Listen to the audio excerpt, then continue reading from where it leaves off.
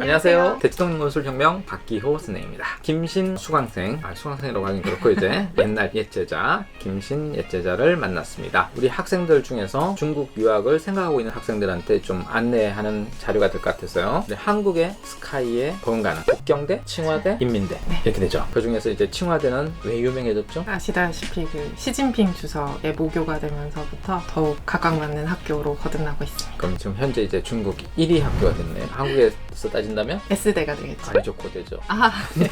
칭화대에서는 어떤 전공을 하고 있나요? 지금 석사 과정일 텐데. 네, 저는 석사 과정으로 재학 중에 있고요. 공공관리학이라고 해서 정책학, 행정학 쪽을 배우고 있습니다. 1년에 그 한 50명 뽑는다는 국비장학생? 그 정부 장학금 받는 거죠? 그렇습니다. 오. 그게 된 거죠? 그런데 중국 정부에서도 또 초청하는 장학금도 받으셨다는데. 네, 맞습니다. 그거는 어떻게 받는 거죠? CSC라고 해서 그 중국 정부에서 마찬가지로 한국 정부에서 국비로 내보내는 유학생들이 있는가 하면 중국 정부에서 우수한 해외 대학생들 석사 박사생을 모집하는 장학금이 있거든요.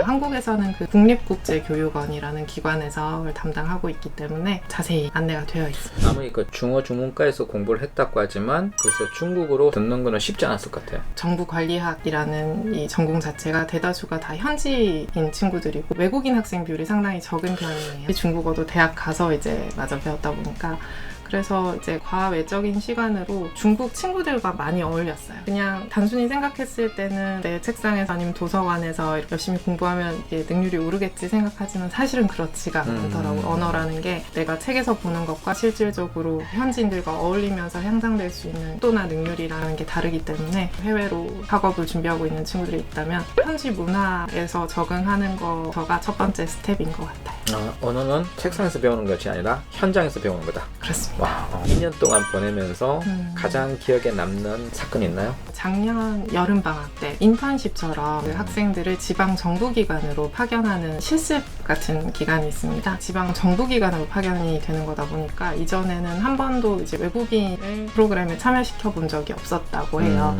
이제 저는 너무 경험을 하고 싶은 거죠. 그래가지고 굉장히 도전적이었네요. 네, 그래서 매일 행정실에 찾아가서 선생님을 괴롭혔어요. 저도 가고 싶습니다. 삐끼치지 않고 열심히 인턴 해보고 싶습니다. 이렇게 요청을 드렸고 그 운남성의 한 도시로 가서 2주간 실습을 하게 됐는데요. 그 부분이 사실은 제일 기억에 많이 남아요. 그러니까 사실은 좀 소극적이었어요. 저도 로스쿨 준비 뭐 이렇게 면접 압박을 많이 당했다 보니까 제가 많이 압박을 많이 했죠. 내가 뭔가 경험해보고 싶은 게 있고 도전해보고 싶은 게 있으면 적극적으로 내가 어필해야 되는구나를 사실 많이 깨달았고 그런 과정의 일부였던 것 같아요. 그러니까 적극적으로 해서 쟁취했네요. 또 한간의 소문에는 중국 재벌을 만났다는 재벌과 인터뷰? 네, 짧은 인터뷰를 하게 됐어요. 학교에 이제 행사 이전을 같이 도와드리다가 그 와중에 이제 여러분들 많이 좋아라 하시는 그 마윈 회장님, 저희는 마빠바라고 불러요. 빠바가 아버지거든요. 그렇군요. 네. 마 선생과의 인터뷰에서 가장 기억에 남는 게 있나요? 이제 경험에 대해서 많이 얘기를 해주셨어요. 이제 직장 생활 하다가 다시 공부하러 왔다는 얘기를 들으시고는 마 선생님께서도 너무 잘한 선택이라고 얘기를 해주시면서 이제 본인도 이제 삶의 신념 중에 가져가고 있는 게 이제 30대는 70세의 노인과 같이 좀 마음을 평정심을 가지고 생활을 하고 70세에는 30세와 같이 좀 젊은 가슴으로